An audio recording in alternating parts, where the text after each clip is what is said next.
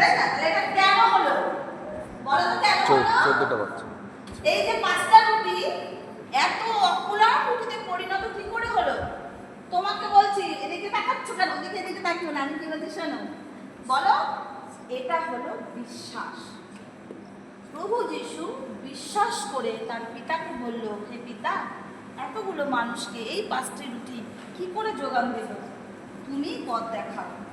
বিশ্বাস করে অন্তর থেকে তিনি প্রার্থনা করেছিলেন, তাই সেই 5টা রুটি অনেক রুটিতে পরিণত হলো, মানে অকুলান, যা থেকে গেছিল খাবার পরেও।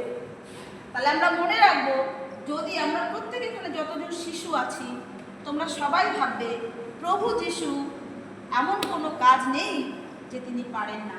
তাহার পক্ষে কিছুই কঠিন নয়, তাহার পক্ষে কিছুই কঠিন নয়, তাই না? তাহলে প্রার্থনা যখন করবো, তুমি আমরা সবাই যখন কোনো সমস্যায় পড়বো, তখন যেন মনে মনে প্রার্থনা করি। জগতে কিন্তু অনেক রকম বন্ধু আসবে, অনেক রকম বন্ধু আসবে। কোনো বন্ধু আসবে তোমাকে খারাপ পথে নিয়ে যাবে, কোনো বন্ধু আসবে তোমাকে ভালো পথে নিয়ে যাবে। তাই মন্দ কথা বলো না, মন্দ কথা শোনো না। এই যে কথা ঈশ্বর বলেছে, মন্দ কথা বলো না, মন্দ কথা শোনো না, আমরা যেন কখনো মন্দ পথে না চলি। ঈশ্বরকে ভয় করি, যে ঈশ্বর কিন্তু দেখছে, ঈশ্বর কিন্তু নিরাকার, অদৃশ্যভাবে এখানে আছে। আমরা দেখতে পাচ্ছি না কেন জানো? আমরা অনেক সময় অনেক মিথ্যে কথা বলি, অনেক ভুল কাজ করি। আর আমরা যদি সেই প্রভু আমাদের সামনে আসে না, প্রভু কিন্তু এত তেজ, এত পবিত্র, এত শুদ্ধ, তিনি আমাদের সামনে আসলে আমরা হয়তো চোখ অন্ধই হয়ে যেতে পারি।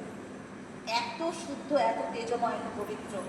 আমরা তো তেমন পবিত্র নয়, আমরা ভুলভাল করেই ফেলি, তাই আমরা তাকে দেখতে পাই না। কিন্তু তিনি কিন্তু আমাদের মধ্যেই আছে। যে কে কি করছো, তুমি কি লুকিয়ে লুকিয়ে মায়ের থেকে লুকিয়ে লুকিয়ে পয়সা নিচ্ছ? প্রভু দেখবে। তুমি মনে মনে আরেকজন বন্ধুর জন্য তুমি দুষ্টুমি চিন্তা করছো যে ওর ব্যাগ থেকে পেনটা নিয়ে নেবো? ঈশ্বর